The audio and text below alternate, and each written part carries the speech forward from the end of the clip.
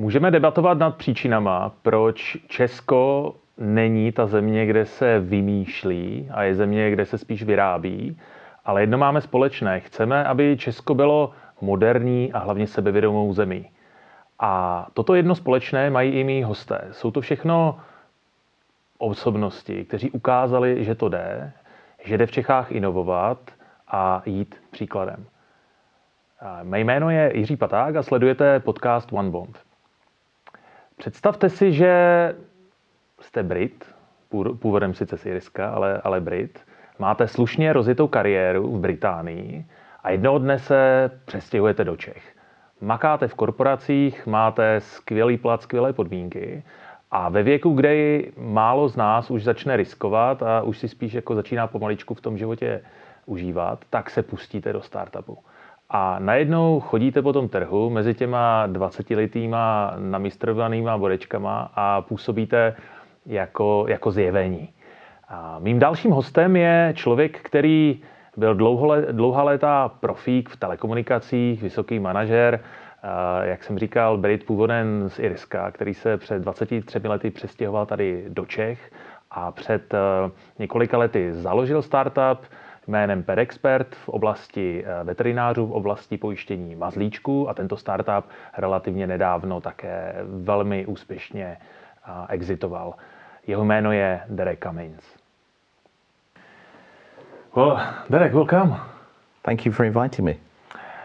I mean, we can spend basically hours together, like speaking about like all different stuff as we like to Yes. over tapas and wine. Yes, indeed we do. Yeah, indeed we do. I mean, you have this wonderful, basically, privilege of still seeing what we do here from a sort of a distance, being Englishman, or But how long have you been here at all? I've been here now 23 years. Yeah, 23 years I've been in Czech Republic, which started out only for 1 year, and then it became 2, and then 3, and with loving Czech Republic and the great business opportunity that still exists here, just kept me here.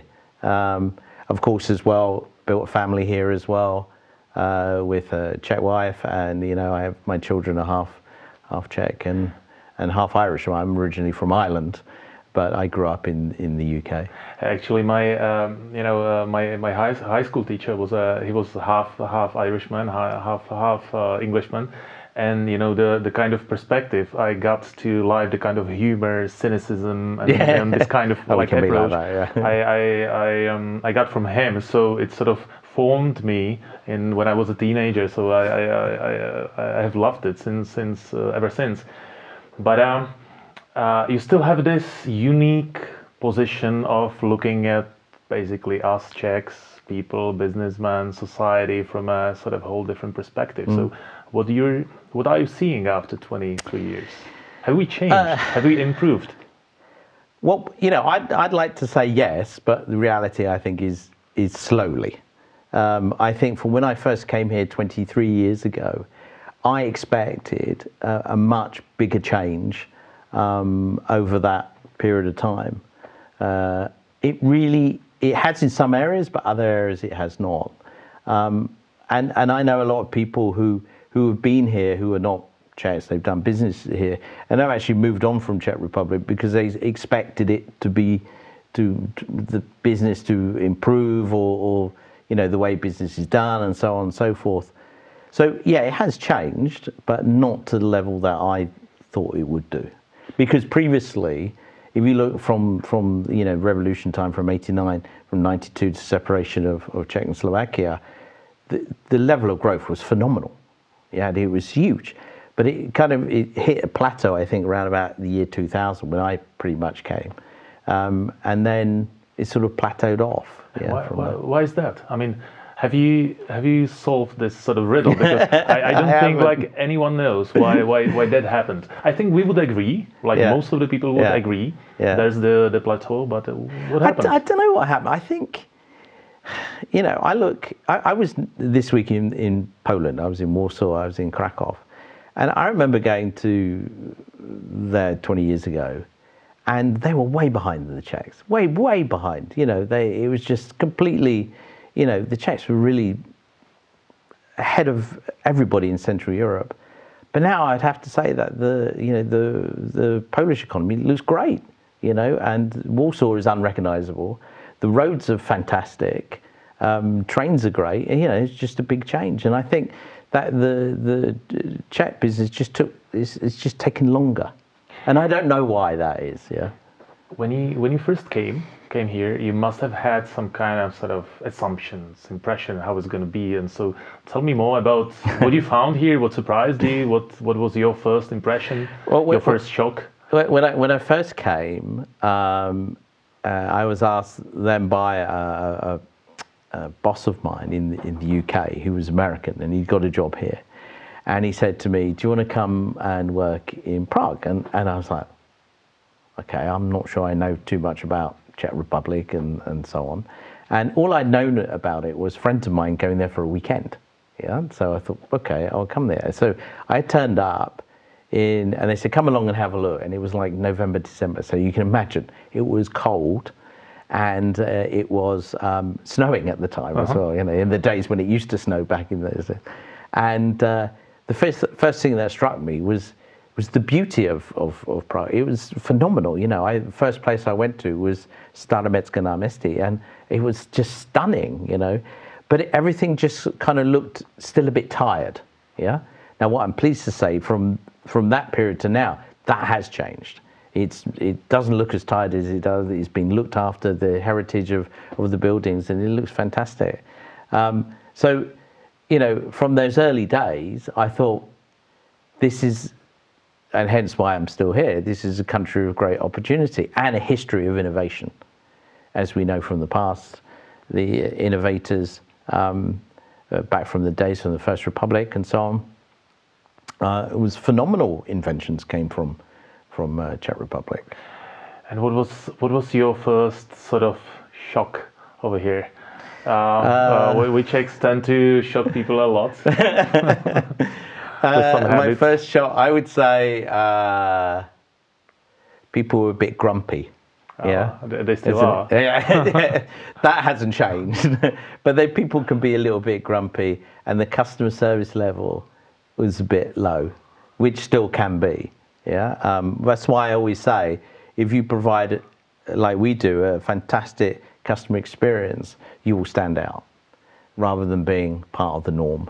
And part of the norm means like being, mediocre, yeah, which we've never done. So, from the business that I've run, it's always been about, being that different, from what you providing to your clients. Actually, the thing I love about like British, right, is the kind of authenticity by which they sort of judge and comment and joke on. I love your ambassador, the new one, Matfield guy. Yeah, he's great. I love him. Actually bumped into him in the airport the other week. So we have had a lot of conversations about how we do business here. I've been learning from your experience quite a lot. Today, I want to sort of raise also a few tougher issues than Czech society, and if we wear socks and sandals and stuff. Actually, in mature business markets such as like US, UK, and elsewhere, I would say even myself, without working there for a really long time, I could tell that the business, I should call it etiquette or integrity, is on a different level. There is a reason why we sort of still prefer kind of sometimes shady business and things like that. So if we can spend some time commenting on how you see it from your perspective. For me, integrity is everything, so it's not only about integrity in business, but how you deal with your clients. Yeah. So integrity is a core principle, is being able to say, everything you get from us, even down from the first minute to the end, is 100% genuine. Yeah. And it is pure integrity in everything that we do. And certainly from the business culture that I came from, this was really a key principle. Yeah, absolutely key principle. And how do you break down, integrity? It could be, taking, somebody else's idea or product and pass it off as your own. Yeah. And that, to be honest, who wants to do that? I mean, because, copying something is going to get you nowhere. Right. Now, yeah, there is a way that you can copy something and be good at it. Yeah. So, there are examples in this country, as we know, where you get, well-known firm that has adapted something from abroad. But what they've done, they've made it right, they've made it better. So they haven't invented it. Yeah. And in fact, they've kind of copied it, but they've made it right and better than what's available. So right being they're doing the right job and doing it well and doing it better than the competitor. Do you think Czechs see it as some sort of a shortcut to success, that they just, think that they can skip this part and get to doing it, faster and earn more money without being original? Yeah, I don't want to specifically say is Czechs necessarily saying Czechs are doing that. I think in the business environment where I am today, I think that people, and I do see it, is with startups, is that they try to take the shortcuts, and maybe they're under pressure or whatever, but shortcuts to get to something, and that may mean that they are copying something from somebody else, but that's not innovation, yeah. And so, yeah, I think there can be cases where people, and there's probably what I call the graveyard of startups, where they probably adapted that principle and saying, oh, okay, well, we'll take something and try and make it right and try and make it better, but are not successful. And very few, like Czech organizations who do that, without exceptions of the ones we know where they do well, they don't necessarily achieve. You call it plateau that we hit in like 2000s.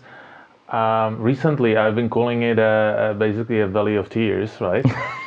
when I, as a person who has been sort of working in startups for like 15 years, I don't think we are getting any better, and the situation is getting any better.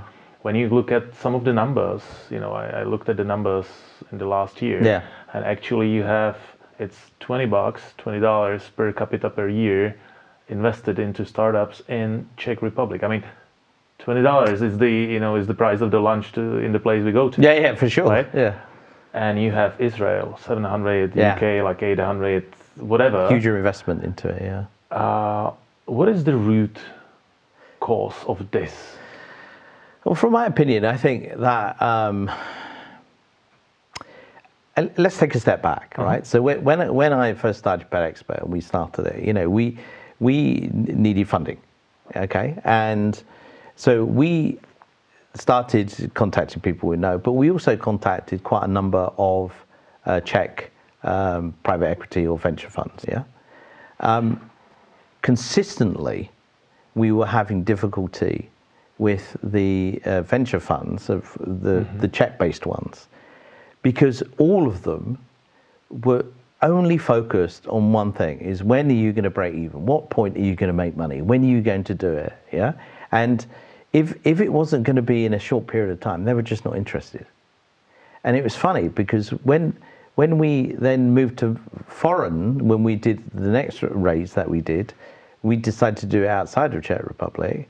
It was completely different questions. The question they had to us was, who do you want to be? Not show me how you're going to make money in the next year. They say, who do you want to be? And how you make money, you'll get there by being who you want to be.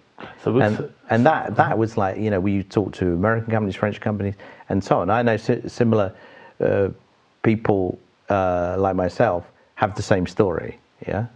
Is where they've tried to raise in Czech Republic funds, and I don't know whether it's this I found very frustrating because they couldn't see past certain things.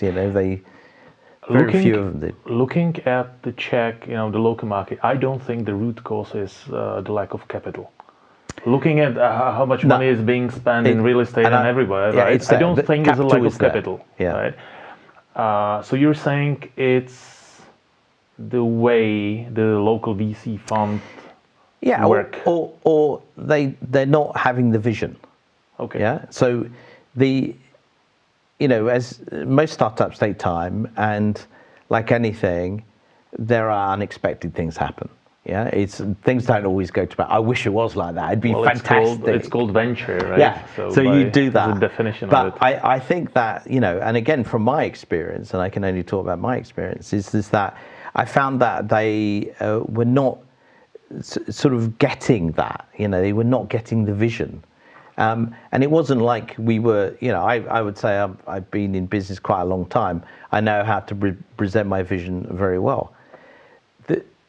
So it wasn't all of them, because our first raise that we got for our seed fund was from a Czech organization, which many people don't know. I mean, we were until that point, 100% Czech company. Yeah, everything came from Czech. The funds were raised from Czech, everything like this. And I think people don't know this. And these guys, they 2 or 3 of them immediately saw it. And they said they saw that, and they saw that it was going to take time and so on. And of course, we exited, and they were very happy. Yeah, so they exited as well as shareholders. And, we were told it's one of their best investments that they did from a venture point of view. So there are people who do see it, but the majority of the ones, so we contacted like the big names, I'm not going to name them, but the big ones. And, I have to say, in some meetings, I sat there and I felt like I was like 19-year-old guy with a PowerPoint and a dream. And they made me feel that way. Like, why are you here? Yeah. And I'm like, well, I've kind of been in business over 30 years. I've run companies as CEO. I've run multi-million-dollar budgets. I've managed hundreds of people. But, they really made me feel like I was like a little boy coming in there seeking for some extra pocket money. So, none of that ever worked. You must tell me the names. I keep them from. But so I think what's holding it back, you're right, it's not that there is lots of money. Yeah, lots and lots of money there. I'm frustrated that we're not seeing more like original startups who are solving a problem. Rather than, what turns it off for me is if I go onto LinkedIn, you say, we are XYZ startup, and we've just raised 100,000 euros from, equivalent for this, and, we're going to do this. And there's a picture of 6 of them, all wearing sweatshirts with their logos on and everything. And my response to that was, save yourself some money, don't buy the sweatshirts, yeah? So that could have paid for somebody for half their salary for a month, So it's this that I see a lot here. This sort of somebody once referred it to me. It's like they call it pop culture startup. Oh, okay. Yeah. Where it's all and everything, and you can appear in well-known magazines, as we know, and say, look how great we are and stuff. But I'd love to do a little sort of go back over the last 5 years and how many of them were successful. So it's all well and good that you can have this great idea and wear the T-shirt and everything like that, but have the original idea that solves the problem and make it, you have excellence in your operation that you can deliver on the product and eventually get traction, make money. When you look at a Czech financial market, right? Yeah. There should be basically at least tens of fintechs over here, because it should be. Yeah. The market is quite mature. Absolutely, right? And there's expertise here. And even you have personas. You have like strong personalities that should be doing innovation in startups. How come it takes somebody like myself, who is already like 43, yourself, who is already 44, I wish to innovate? How come there is not a huge, crowd of, 20 years old? I'm frustrated innovating? by that, because in fintech, definitely, which is my passion and yours, there should be, and I don't know why there is not, because, Okay, the money's there, the funds is there. I don't see, and I don't know too much about it, so I don't really want to talk about that, but I don't know what support there is from a government point of view, from central government, from local government. I suspect not much. I will tell you, like zero. No tax breaks, no funding, no, nothing like that. I think that also there's a message to the government that most governments across Europe have something like that. Certainly in the UK they have it, in Ireland they have it, to support young businesses, Soho, small office, home office, SMEs, to grow them into something big. Look, supposedly we have a right-wing government, right? But look, right. They haven't been able to agree on such a basic thing such as like ESOP.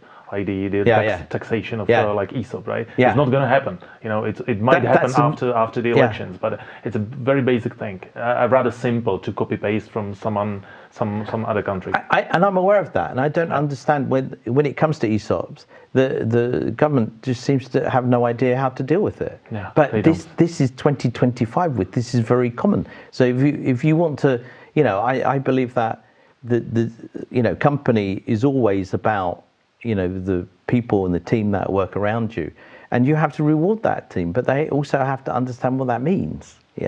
And I'm aware it's a problem. So getting back to potential like founders and innovators, right?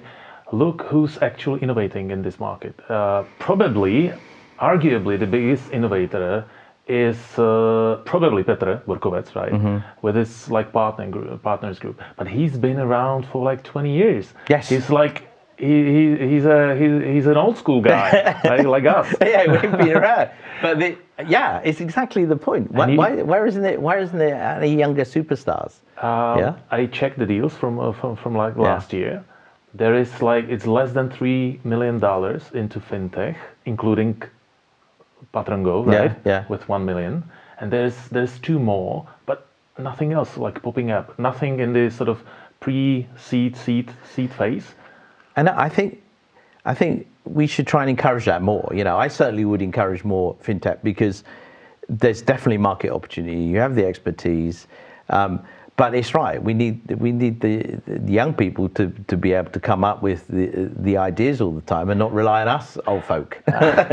Look, in markets that are really small, tiny, such as the Czech ones, there's only a handful of areas where actually have some money. And in finance, there's always money. There has been money for like many centuries, right? So, and look at like returns on VC funding going into fintech. It's very high. So I'm surprised.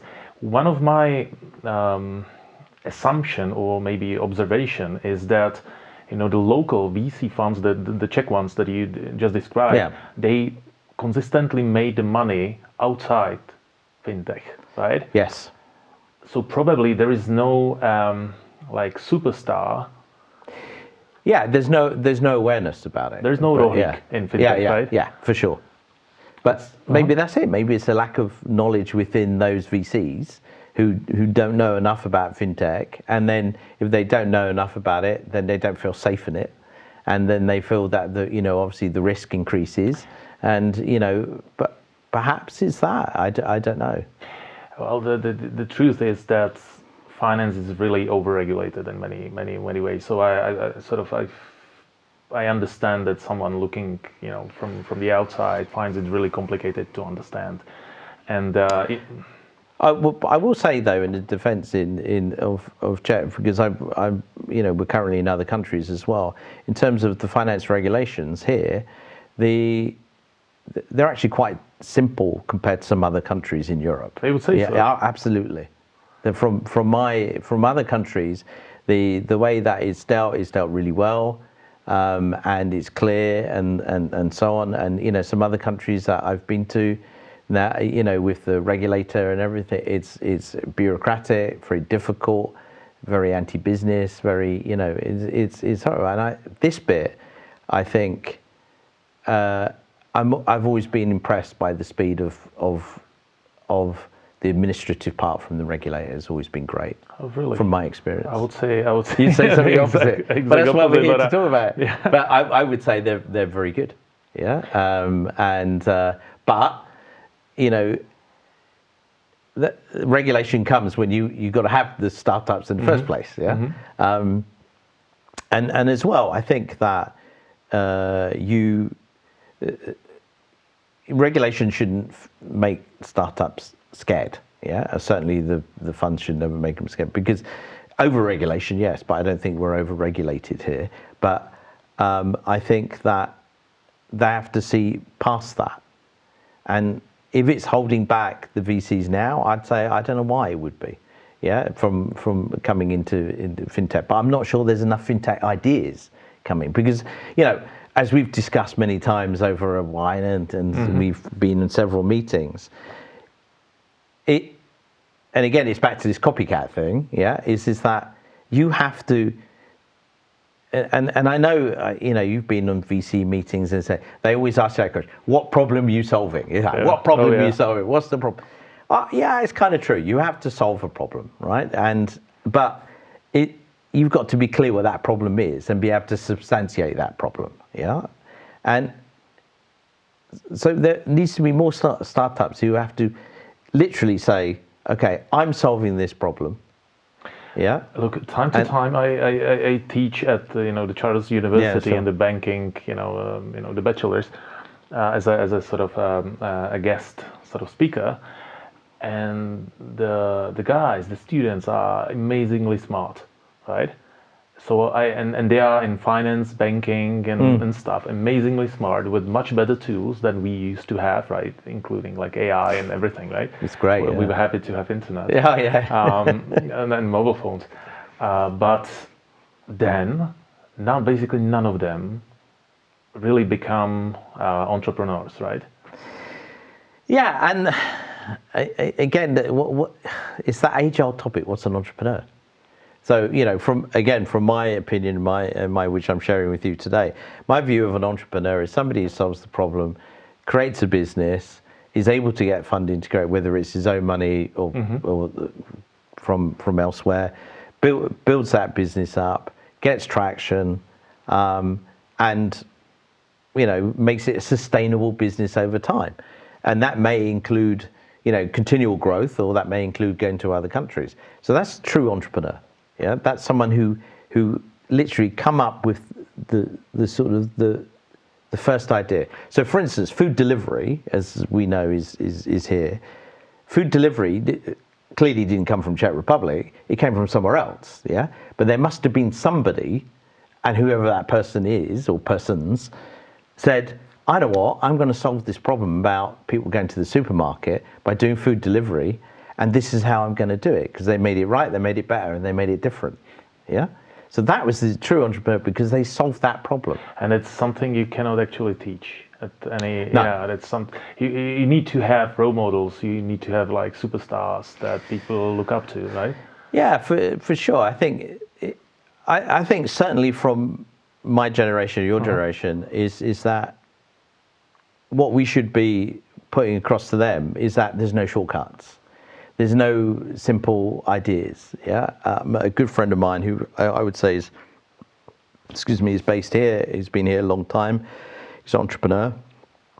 He said he gets frustrated by his daughter's male friends who all claim to be entrepreneurs, and their version of entrepreneur is buy 3 Rolexes for X amount and sell them for X amount, and that is, I'm an entrepreneur.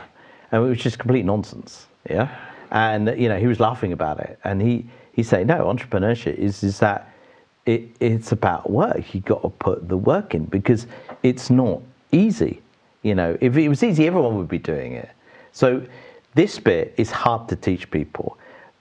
But you see, the thing is, there are some companies in history that have had amazing rise to fame. So, and it gives off a wrong impression, because then people think, oh, I can do that too. Oh, that's so easy. That's so simple. It's very sad that this country actually has a really strong tradition of entrepreneurs, like from the First Republic, yes. Right?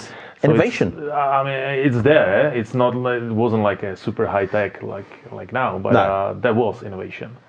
There was innovation. I mean, if you look, going back to the days of the antivirus companies, that all came from here. And it's fantastic, these guys, what they did. They transformed it. They were world leaders with this. And, and I think it's up to, it's a cliche. It's up to us to make them. No, it's not up to us. It's up to people. Yeah. So let's use one of the role models, sure. Yourself, okay. In this case. You actually came up with an idea. Yes. You founded the company, fundraised for the company, yes. and you scaled it up and yes. sold it yes. recently. Yeah. So how that came about? Give us some lessons.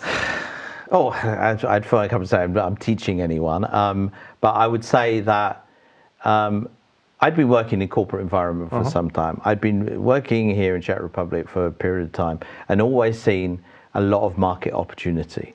And I think there are some things that have come and gone and I thought were good and they've gone. There's some things that have sustained.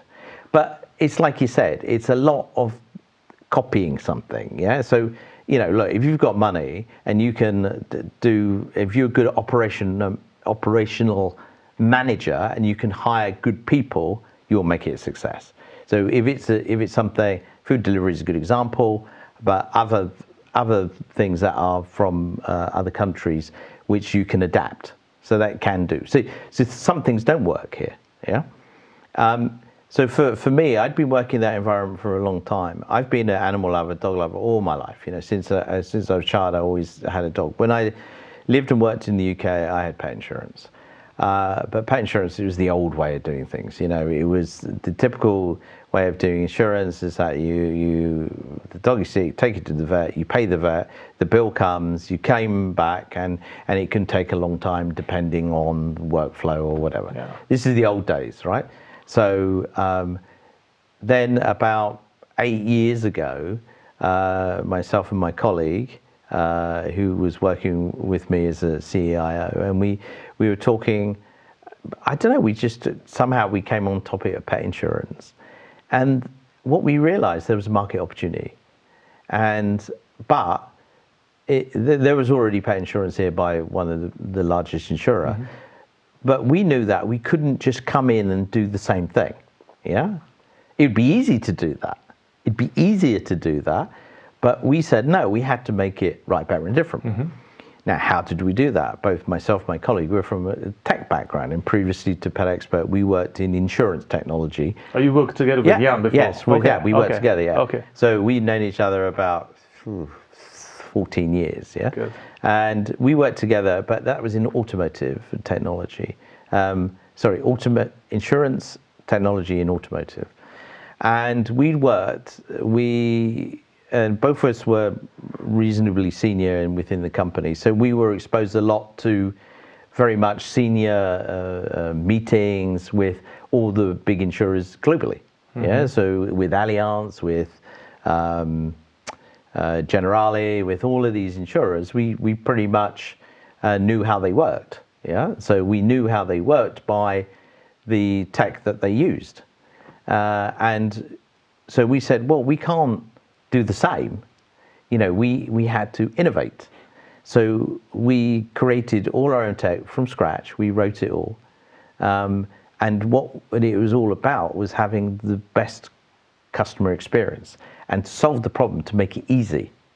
And by doing that, we said, let's make it a three-way relationship between us, the vet, and the pet owner.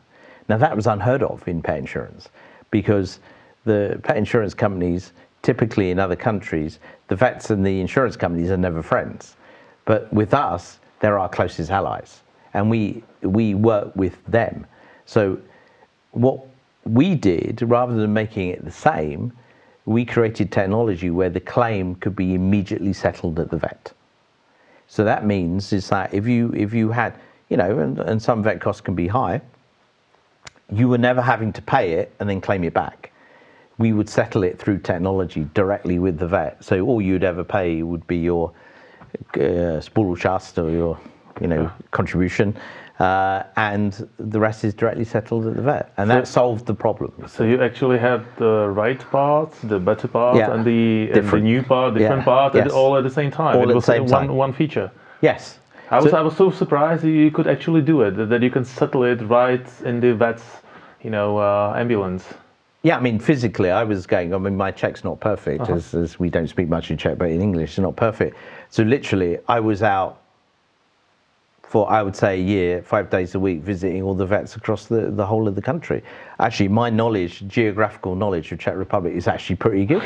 I've been to places a lot of Czech people never been to. I've been to places like Český Těšín. I don't know if you've ever been there. Any far, well, it's quite close to my hometown. Oh, okay. So, well, so that's a bad example. Or places that are far flung, in Czech Republic, and I loved it. And because I was there talking to the vet, saying, "This is our vision. This is what we want to do. Would you like to be part of that vision?"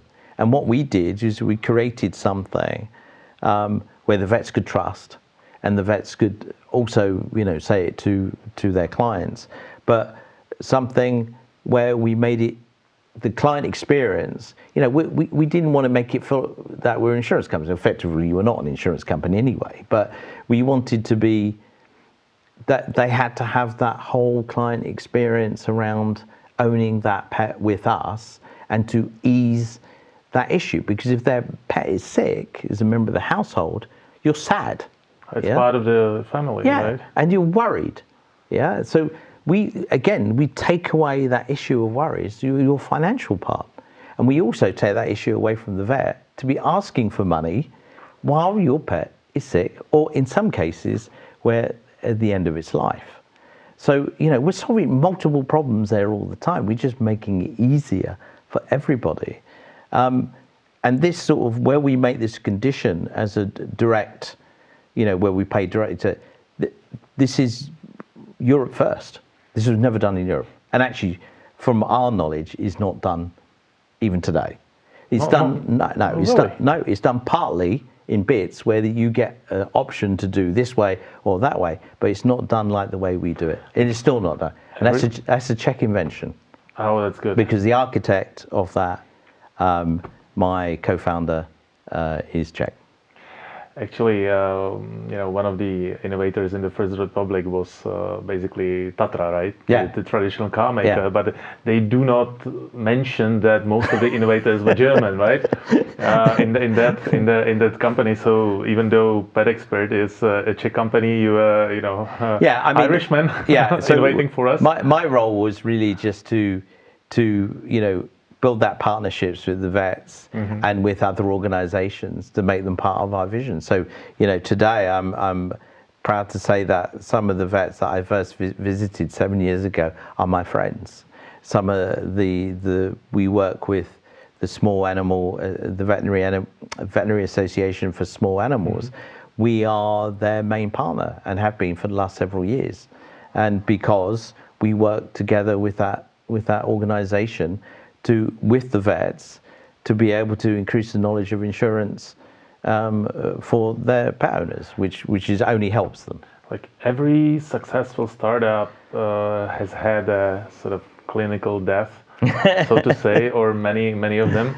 Have you been through a clinical death of PetExpert at any point? Yeah, I mean, during the period of the time, I have to say it's probably the hardest thing that I've ever done. I've worked in companies, but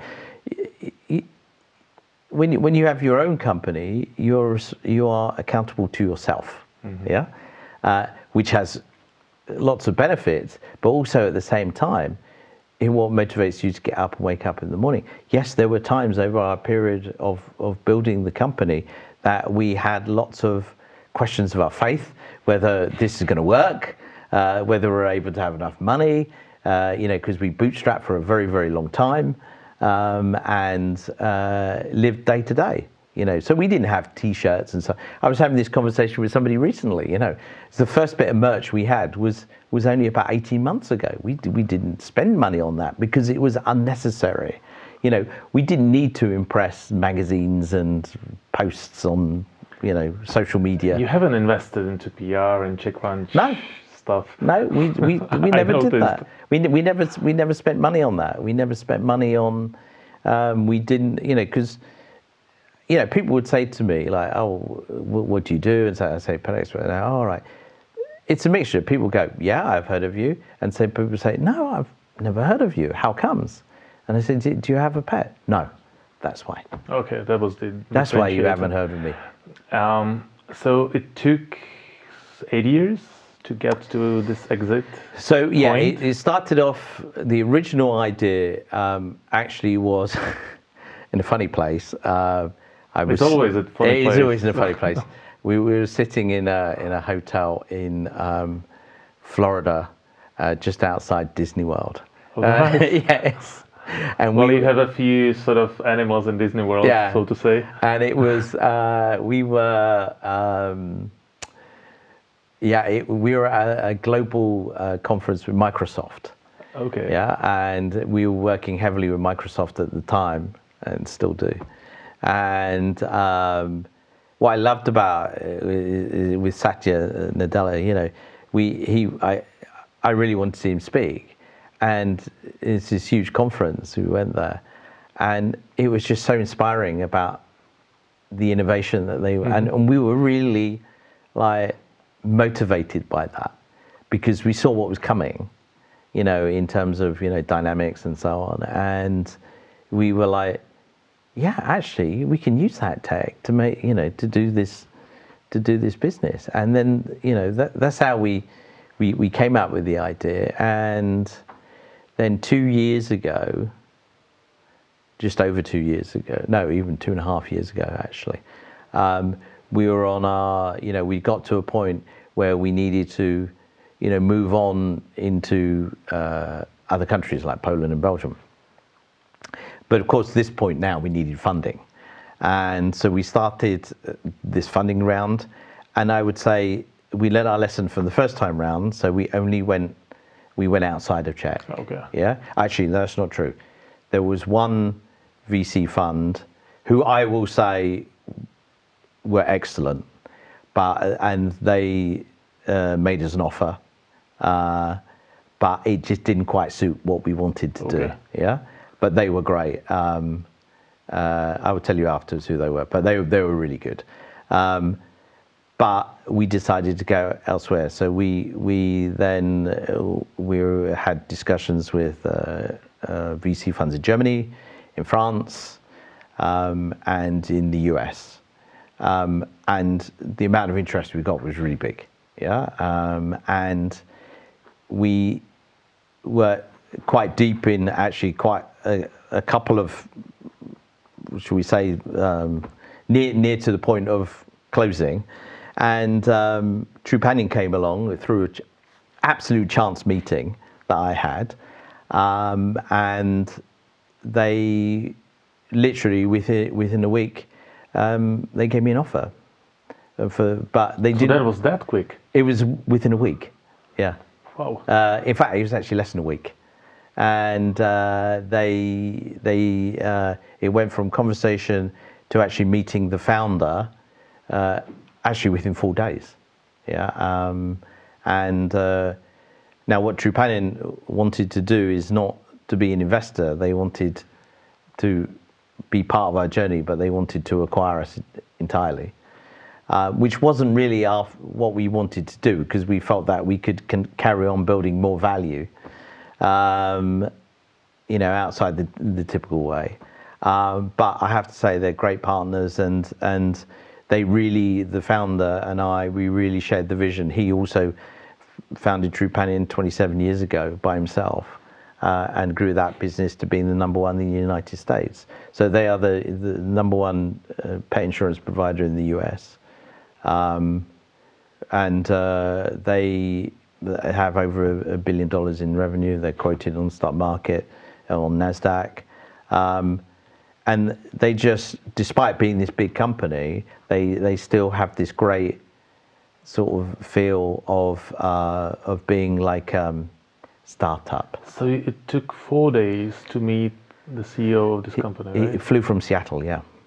Unbelievable. So we had an initial meeting, and within 4 days, the founder, CEO, CFO, and head of international was He there. flew here? Flew here to Prague. to our office. They must have sort of really wanted it. Yeah. But tell me, like, to give the idea about the volume, the size of the company, and the volume of the exit. I won't ask you for the number, right? Unfortunately, that one was never disclosed. So. Yeah. Just looking at the exits of the Czech sort of fintech exits. On one end, you had a pojištění and Twisto exiting at around $100 million valuation. Yeah. Then you have basically a wasteland in between, and then you have Ušetřeno and Chytrý Honza, my company, that was at 12 point something, like million, right? Yeah. So is it at least somewhere in the middle? Yeah. It's a tough question, that one, but it matched our expectation. Okay. And the value keeps continuing. I'm still there. Yeah, I know. It's only been 2 years. We carry on there. I'm still in charge of that business as well, because we're still creating value. Yeah. So without we certainly can't go into numbers now at the end of the year, but certainly from us, we've always grown. We've never declined. Our business never, ever. So month by month as we grow, and we're always breaking records. Yeah. So in December, we broke our record for the number of new subscriptions. Nice. Yeah. In the history of PetExpert. So that just shows that we continue to grow, and I'm very proud of with my team, and obviously myself and the other founder. What we have really defined is pet insurance in Czech Republic. We put it on the map, and we set that standard. We spend a long time speaking about the lack of founders over here, the lack of business sort of courage, so to say. What lesson would you sort of relay on this supposedly new generation of founders? Yeah. Like one lesson from Derek. One lesson. There's no such thing as get rich quick. Yeah, just doesn't happen. If something's too good to be true, it normally is. So they're my two cliches out of the way, but generally it's about hard work and not lose. I've been asked this question before, funnily, and now I've just thought about it, and I always say, just don't lose the faith. Keep believing in what you're doing. Keep believing it. Yeah, even through the hardest and dark times. I remember at times, especially early on in Czech, I'd given up a very good salary, 6-figure salary, and I'd given that up, and I wasn't a young man, so they were always surprised, these VCs, that I'm this, and they're like, who's this guy? Yeah, so like grey-haired guy coming up for me. But actually, paradoxically, it worked quite well, because they said, well, I'm not, like the 25-year-old with a PowerPoint and a dream. This guy actually has operational experience. So clearly he knows what he's talking about. But I had no experience in pet insurance. Yeah.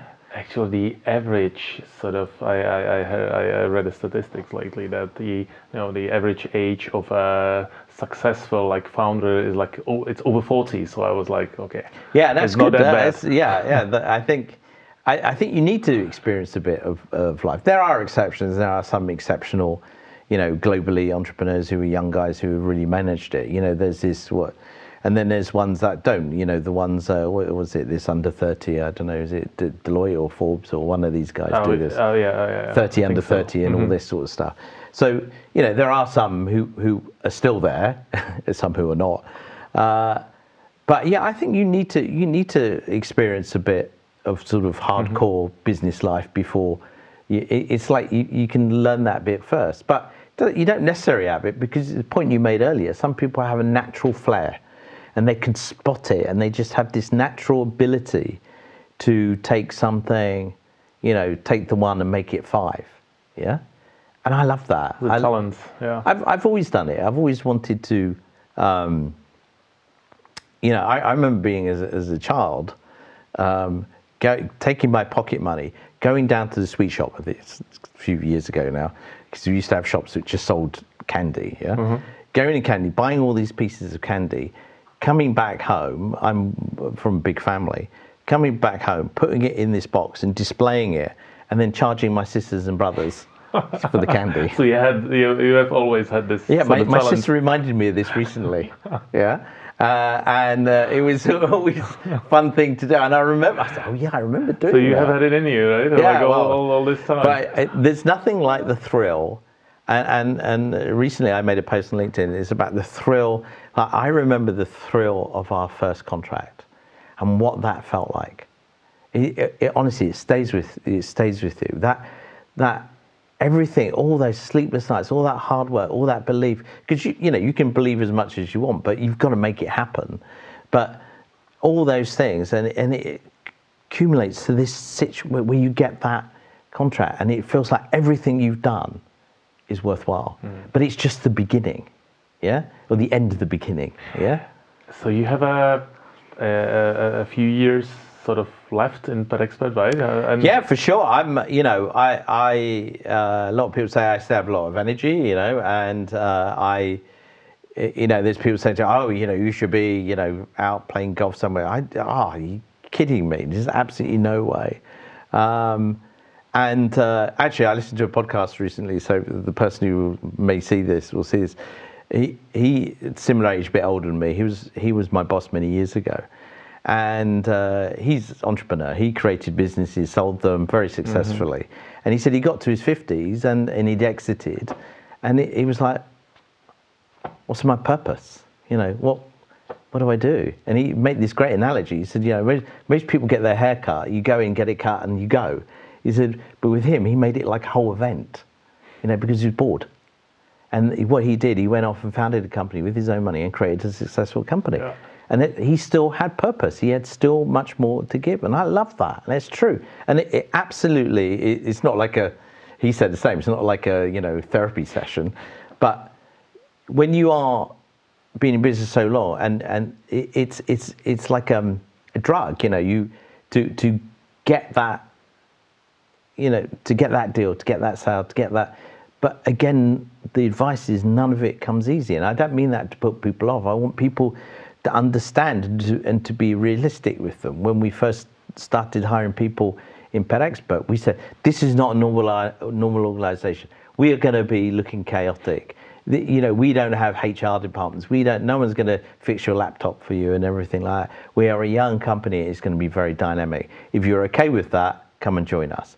But if you want to work for a corporation, go and work for a corporation. If you want to work between 7 o'clock and 3 and leave early on a Friday, go and work for the financial Ujad. So, just... I really see there's going to be a next business chapter in your life. I'm sure about it. Let's see. But thanks a million for coming, Derek. It's been really inspirational. Thanks for asking me. It's nice to have a chat with you in this type of setting. But as you said right at the beginning, I'm sure we could talk for hours. But let's not bore everybody. We will. Thanks a lot see you again. Thanks a lot. Thank you.